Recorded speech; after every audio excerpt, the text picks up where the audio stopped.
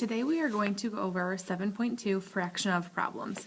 It's on page 189. It looks like this. It has coins on it. Okay, and this is something that you're going to do in class, and then this is just a way for you to check your work. It says, number 1, what's the whole? And it gives you 16 nickels. If you count, some of them show the heads up and some of them show the tails up, but they're all still the same coin. So it says the whole is 16 nickels, and then it says circle 3/4 of the nickels.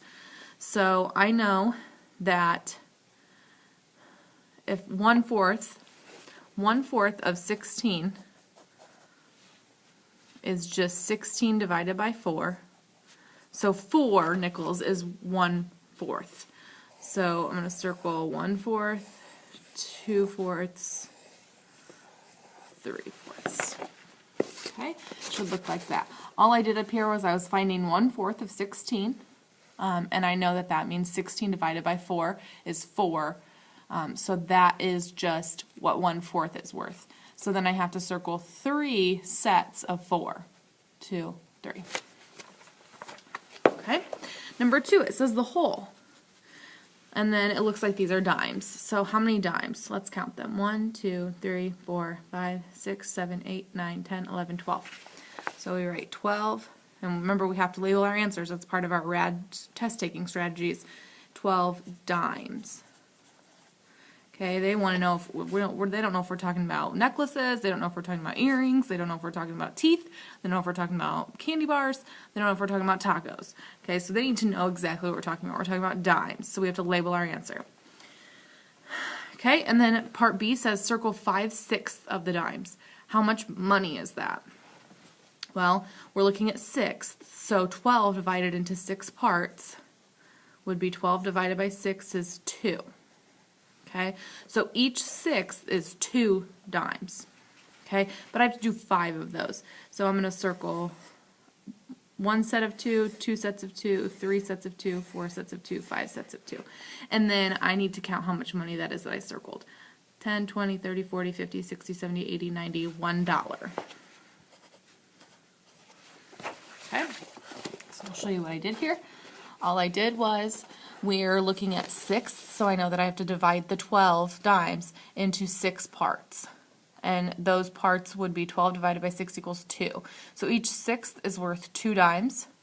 And then it says 5/6. So I circle 5 sets of 2, and then I just counted 10, 20, 30, 40, 50, 60, 70, 80, 90, 100. And that's 100 cents, which would be $1. Okay? Same thing for number 3. Looks like we're looking at quarters here. So let's see how many quarters I have. 1, 2, 3, 4, 5, 6, 7, 8, 9, 10. 10 quarters. So again, you have to write 10 and then you have to write quarters.